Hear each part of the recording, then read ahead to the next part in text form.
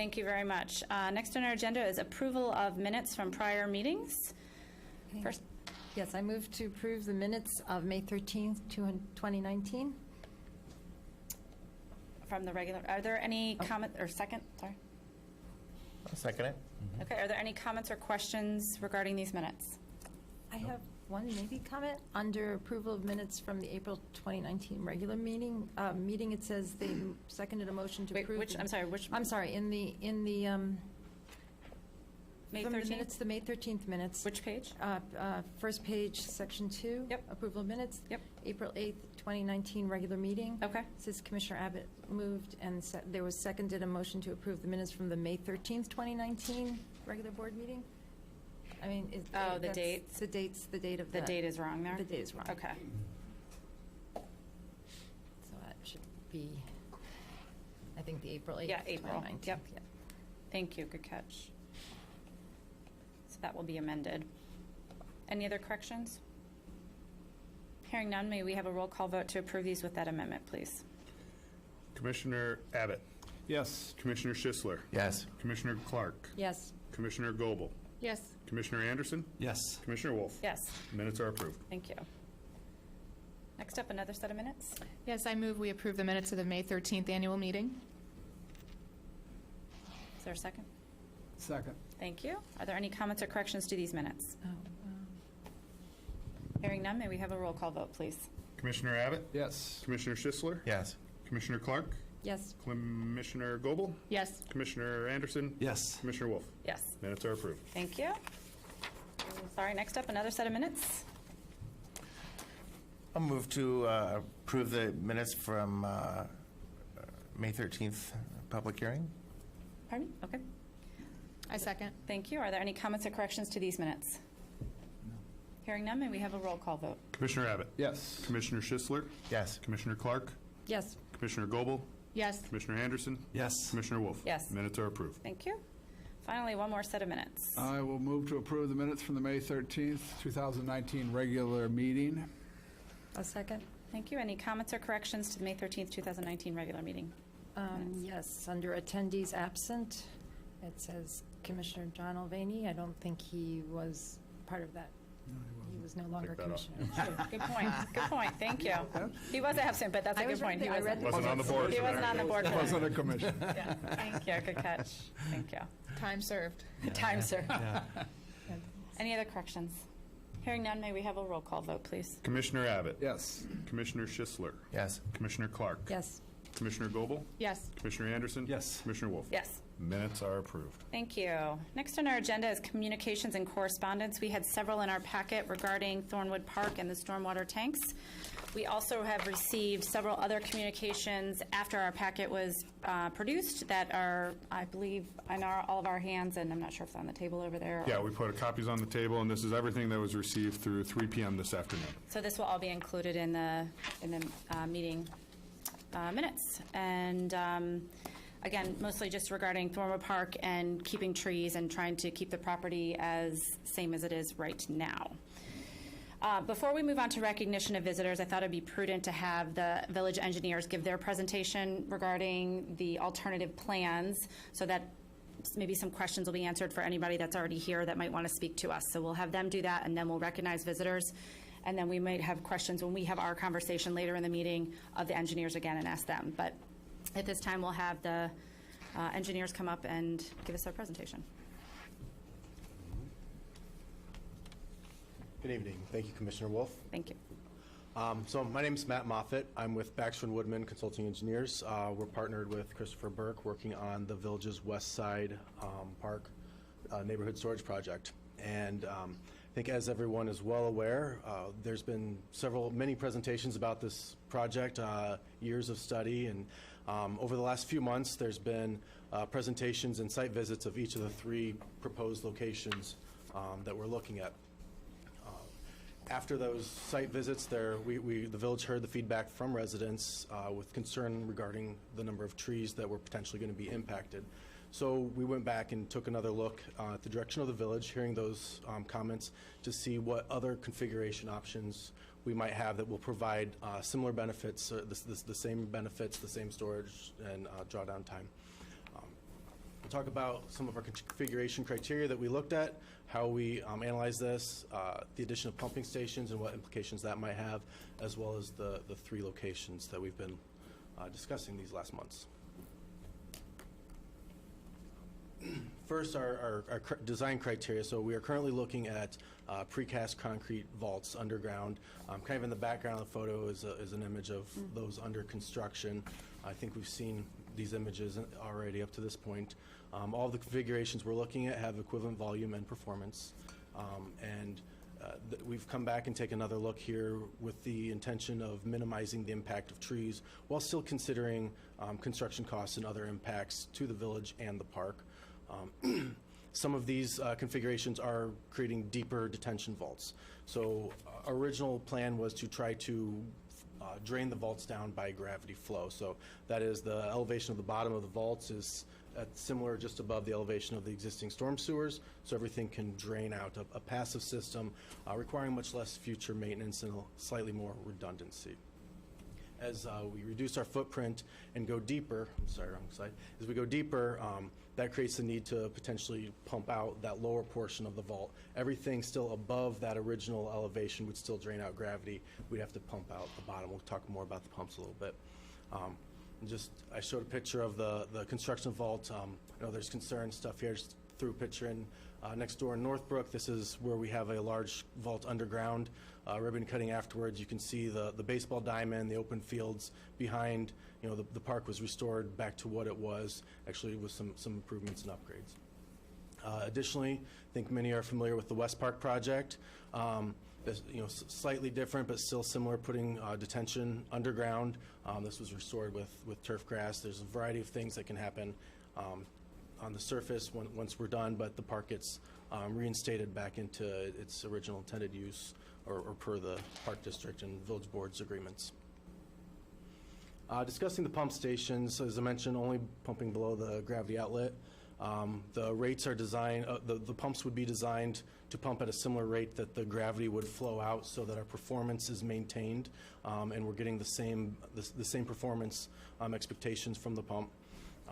Well, I mentioned the gravity flow has a little more resiliency because it's passive. The pump stations, as anticipated at this point, would include a backup pump and a backup generator for power, so that if either went, it had that redundancy. But like I said, it would require more annual maintenance. And another thing I'd like to add would be the pumping out of the water is the vault would still function for a storm, regardless of whether the pumps were working or the draining was working. It's to remove that. The idea of the pumps or the gravity drain is to remove the water so we're ready for the next storm, as we've been seeing some back-to-back storms. Pump stations, there's a variety of different ways that a pump station could look. Going from your top left, more basic, simple, we've got some slab concrete of the top of the vault with some air vents, a electrical control box, and a generator, through a variety of different structures that could enclose the pump and or generator within it. Fencing, vegetation, there's a lot of different ways you can conceal it or help it blend into the park.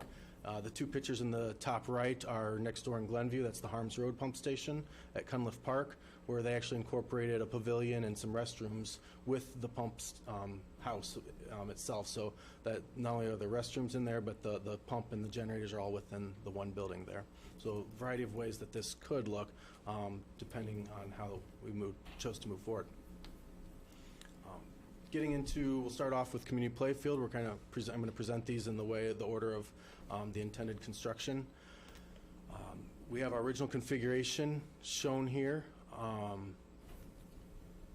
As I think there's a little bit of concern that, as originally proposed, it would be taking out the Cottonwood Grove in the west or east side of Community Playfield. That's 32 trees removed. I would mention there's a small square off to the right that's probably new to most people. What that is there's an existing detention facility, surface detention within that Cottonwood Grove. You're probably familiar with that little berm that's there. That's an engineered detention facility. To construct this, we'd have to relocate that to be able to maintain that detention, so that's what that is added. So we're looking at $10.6 million with 32 trees removed in our current proposed, or our current configuration. We looked at the Z-shape configuration for Community Playfield as well. This is still gravity drained. We're pushing much farther west into a number of additional soccer field areas, additional temporary impacts. But with this, we're able to only lose 2 trees and preserve the cottonwood grove. I would like to quickly add, these are all feasible options, but still in the conceptual stage. There could be adjustments during final design to potentially save an additional tree, or it might look just a little different. But these were just kind of a proof of concept that these other options would in fact be viable. Final option or alternative for Community Playfield that we're presenting here goes deeper. This one does add a pumping station. It could be located anywhere within the park, near the vault, probably preferably in the southwest corner, or maybe tucked in the northeast corner. But the location has some option to it. We'd want to, the closer to the inlet outlet pipes, the better. But we of course would want to work with the district staff and everyone involved, all the stakeholders, to make that as inconspicuous as possible. This vault goes to 11.4 feet tall on the interior. The other 2 are 6 feet tall on the interior, so we are going deeper. We'd be pumping out that lower portion, but we do reduce our footprint. We're able to save all of the trees in this configuration, and this is at $800,000 cheaper. So comparing these all side by side with the original configuration, Alt 1 and Alt 2, we do have cost savings for both of the Alt 1 and Alt 2. The Alt 2 is pumped, and again, the costs shown here are the initial construction costs. They don't include the annual maintenance, which we anticipate being about $20,000 a year in 2019 dollars. That's looking at replacement of pumps and generators in the future, as well as maintenance on the facility itself. The original configuration, as I mentioned, relocates the existing detention facility, while the other 2 preserve it and allow us to not have to relocate it. We're reducing the footprint in each of the additional alternatives. Like as I mentioned, 6 feet tall for our original and Alt 1, the 2 gravity drained vaults, and moving to 11.4 for Alt 2. We talked about our tree protection options, and as well as our impact on the soccer fields. So this is all presented in the memo that was handed out, just kind of laying it out here directly. Would you like to ask questions about Community Playfield now, or should we move on to the next site and come back for questions afterwards? Let's come back to questions afterwards, because there might be some questions that apply to each. Yeah, certainly. That'd be great. Thank you. Going on to Hibbard Park, shown on the screen is our current configuration. The odd shape is explained by working with the Park District staff and architect for accounting for potential future build-out of the facilities, maximizing our land space for future build-out of the buildings, and keeping the options open as much as possible for that. Hence wrapping around the side in the long, skinny configuration. In this configuration, we're looking at removing 36 trees, and this is a gravity-drained outlet at 6 feet tall on the interior.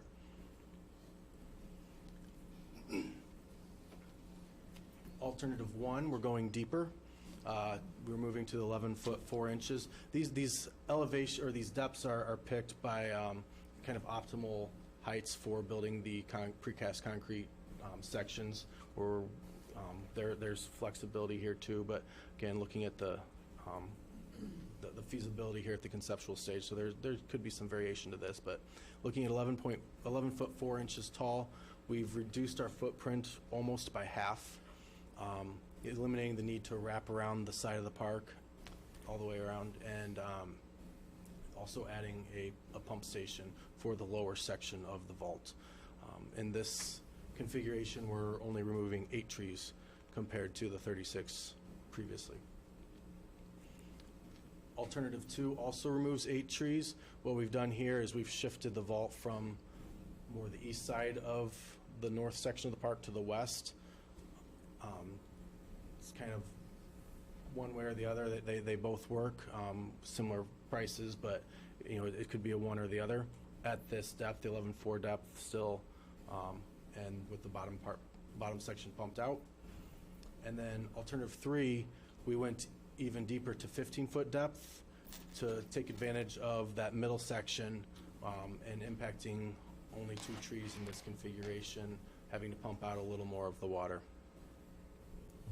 So going to our summary here, again, there's cost savings in each of the alternatives. And these costs, again, they do include the pump stations as described and at a conceptual level.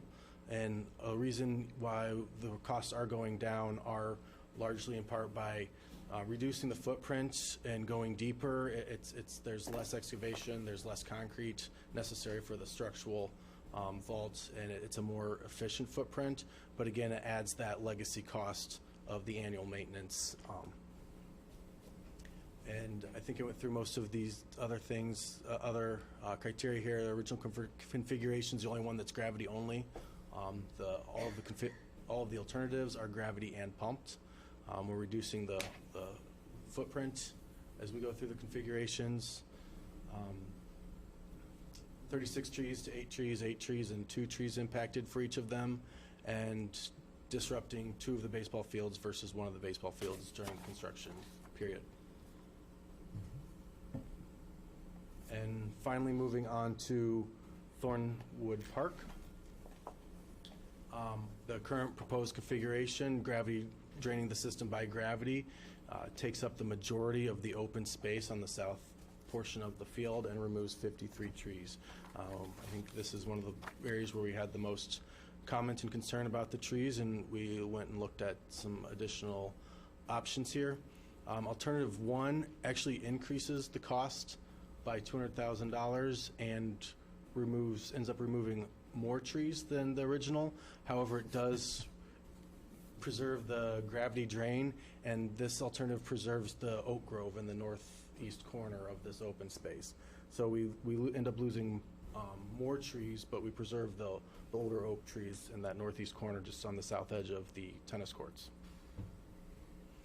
Going to alternative 2, we go to 11'4" height. The previous 2 were the 6 foot. And we're able to shrink our footprint considerably and only remove 3 trees, as well as realize some cost savings, again, adding the legacy costs. So seeing these side by side, as I mentioned, alternative 1 has a cost increase, alternative 2 decrease with gravity plus pumped. Alternative 1 and the original have the same footprint, whereas the alternative 2 reduces it by about approximately half because of the depth we mentioned. Discussed the trees and the difference between preserving the oak grove or impacting it between the alternative 1 and original. And all of them would impact both of the baseball fields during the construction season. Some questions? Why don't we'll start down at this end?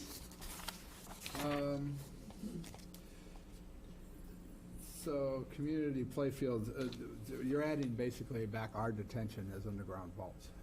And so that, if we still had a surface detention area, which would reduce the cost even further, wouldn't it drain first? Would it, how long would it be underwater during a heavy rain event? Like The existing detention that is there would operate the same way that it does now. Right. They're hydraulically separated in all configurations, even when we move it. It's governed, the release rate from that volume is governed by the permit with MWRD, and by relocating it. Not governed by the tank. Correct. Well, but the restrictor is sized due to the MWRD's ordinance. It would operate the same way. It would operate the same, it would just be moved, but it would operate just the same, hydraulically separate from the regional facility. Is that detention area in one of our play areas, and is that one of the problems we have with flooding? We're talking at community. Community. Currently, it's not an area that we officially program because at any time, it could be soft with standing water. So we avoid it and do not put any of our fields in that location. So do we want, I mean, this is a want for us, is to get our detention and put it into the tank? I think, Basically. you know, if you're looking at it from a recreational delivery point of view, to be able to have more fields available to the community that can be programmed so we could shift fields around and give fields time to regenerate, regrow, instead of the constant turf issues, because the fields are pretty much always in about the same place every year. Okay. I do believe that a majority of that existing surface facility is within the oak or the cottonwood tree grove itself. Okay. All right, I'm going to move on. The backup generators. You got emergency power on those as well as redundancy in the pumps. You get 2 pumps instead of 1, right? Backup pump and backup generator. Correct. Half the tank will empty by gravity. If you Correct. didn't, how is the generator, doesn't that have a big impact on the size of the housing that's being put, there's probably more area Certainly, given over the generator would approximately double the footprint of it. of the, whether it's a facility or area where the pump station's located. How big is this generator? I'm gonna get in the weeds here. How many KVA is it? I don't know the Really small generator, or is it pretty? I mean, substantial? I know the size that we talked about would be about 6 by 15 probably. Okay. I don't know what KV that is. I assume that the village really wants this generator.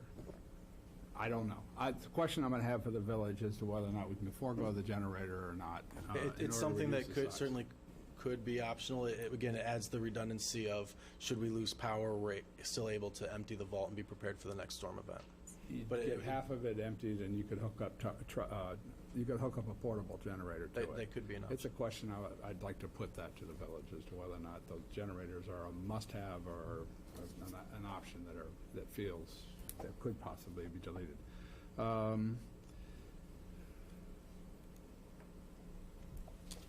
I think that's all I have for now.